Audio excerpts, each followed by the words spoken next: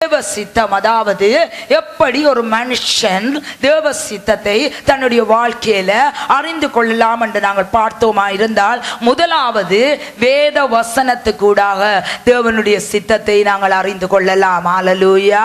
ஏன் வேத வசனம் ஒரு மனுஷரால் எழுதப்படவில்லை, மனுஷரை கொண்டு பரிசுத்த ஆவியானவர் ஆண்டவரே அந்த வார்த்தையை எழுதி இருக்கிறார் என்று நாங்கள் பார்க்கிறோம். ஒரு மனிதனுடைய சொந்த முயற்சியால அந்த வசனம் எங்களுக்கு சொல்லப்படுவதில்லை.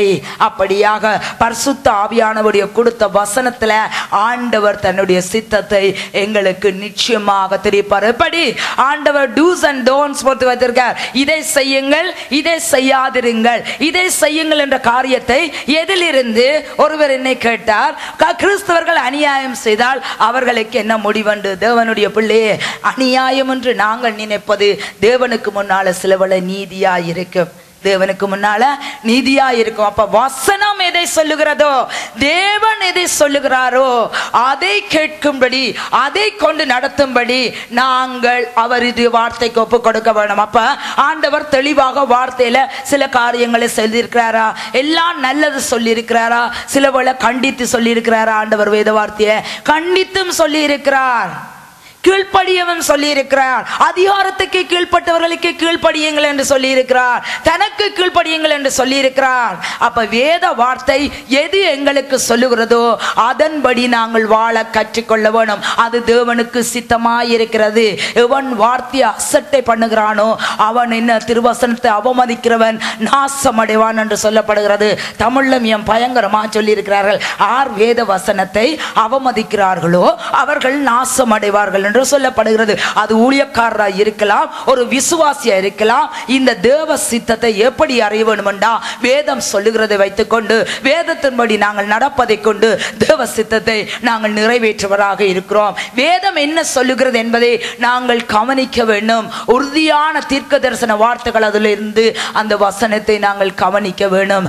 தேவன் இந்த வார்த்தை கூடாக தீர்க்க தரிசனமாக எங்களோடு ஆண்டவர் பேசுவார். எதை குறித்து பேசுவார்? பிலேயாம் அப்படியாக இஸ்ரவேல் ஜனங்களை சபிப்பதற்கு போகிறான். பாலா கூலி கொடுக்கிறான்.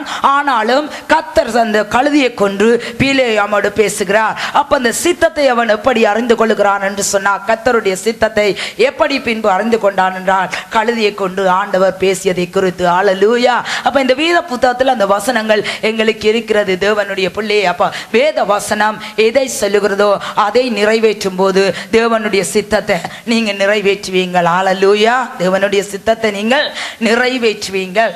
மாலுமி எந்த திசையில இருக்கிறான் என்பதை பாருங்க. திசை காட்டி காட்டுவதோடு நட்சத்திரம் அவனுக்கு வழிகாட்டுமாம். மாலுமி, ஒரு கப்பல் மாலுமிக்கு அந்த திசை காட்டி திசை திருப்பி விடுவது போல ஒரு நட்சத்திரம் அவனுக்கு வழிகாட்டுமாம். உதிக்கிற பக்கத்துல அவன் அறிந்து கொள்ளுவான். அந்த நட்சத்திரத்தை பார்த்து இப்போ இது இந்த திசையிலிருந்து வருகிறது என்பதை ஒரு மாலுமி அறிந்து கொள்வது போல வேதமே எங்களுக்கு வெளிச்சகமாகவும் போதக சிக்ஷையாகவும் இருக்கிறது. பாருங்க, நாங்கள் வெளிச்சம் என்று வேதம் சொல்லுகிறோம், அது சில வழி எங்களுக்கு சிக்ஷையாகவும் இருக்கிறது. ஏன் இதை நீ செய்யாத, இது தேவனுக்கு ஆலயத்தை கெடுத்தால் உன்னை கெடுப்பார். if you destroy my church I will destroy you.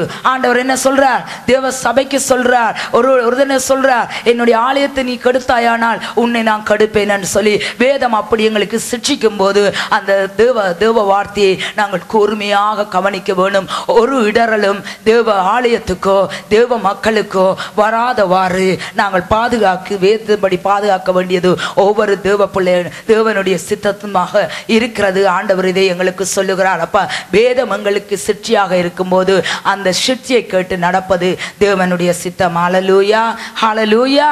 அப்படி ஒரு மனுஷனுடைய சித்தத்தும் வேதம் சொல்லவில்லை, தேவ சித்தத்தை குறித்து தான் தேவன் சொல்றார். பாருங்க, தேவ சித்தம் இஸ்ரவேல் ஜனங்கள் எப்படி அறிந்தார்கள் தேவ சித்தத்தை என்று பார்த்தால், மேகஸ்தம்பம் அவர்களுக்கு முன்னால வழி நடத்தி கொண்டு வந்தது.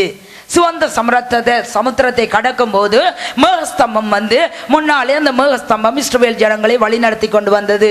ஆனால் கானான் தேசத்துக்கு பிரவேசிக்கிற போது அங்க மேகஸ்தம்பம் இல்ல. சிவந்த சமுத்திரத்தை கடக்கும் போது இருந்தது.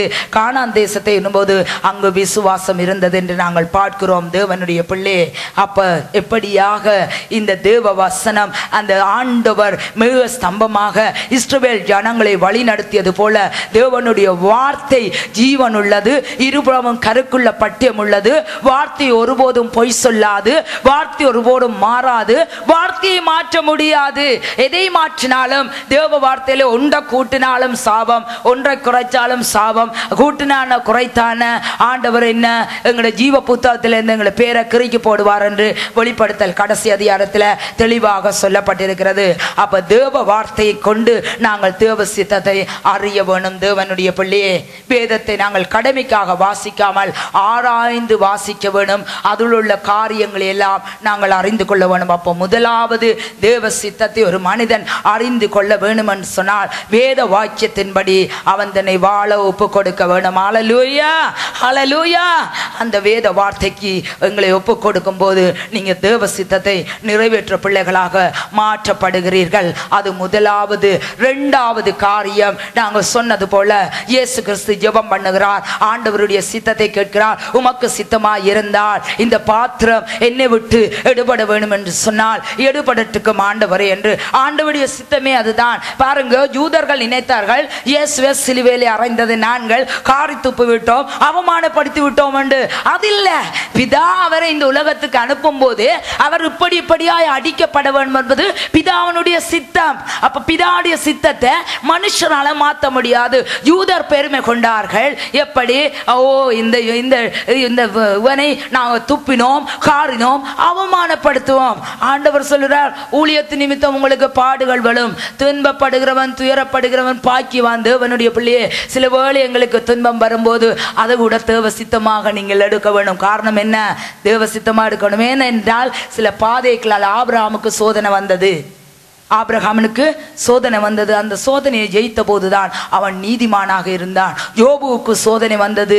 அந்த சோதனையிலிருந்து ஜெயித்தபடியால் தான் அவன் உத்தமனாய் இருந்தான் என்று நாங்கள் பார்க்கிறோம். அப்படியாக நாங்கள் ஜெபம் பண்ணும்போது, ஒழுக்கமான ஜெபம் பண்ணும்போது, கர்த்தரோடு உறவாடும் போது நாங்கள் கர்த்தரிட்ட தனியே கதைத்து விட்டு நாங்கள் இருக்கக்கூடாது. இப்போ நாங்கள் இருவிதமான சம்பாஷணை, அதாவது சம்பாஷணை எப்படி வரும் என்று சொன்னா, இப்போ நானும் உவவும் கதைப்பதுதான் சம்பாஷணை.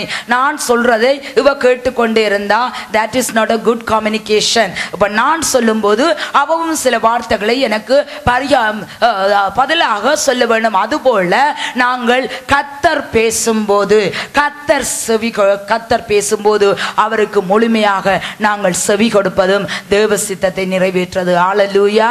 அப்ப முதலாவது வேத வசனம் சொல்லும்படி நடப்பது தேவ சித்தம். இரண்டாவது, ஜெபம் பண்ணும்போது கர்த்தர் எதை செய்ய சொல்லுகிறாரோ அந்த சொல்லுக்கு நாங்கள் செவி கொடுக்கும் போது உண்மையாக என்ன நடக்கிறது?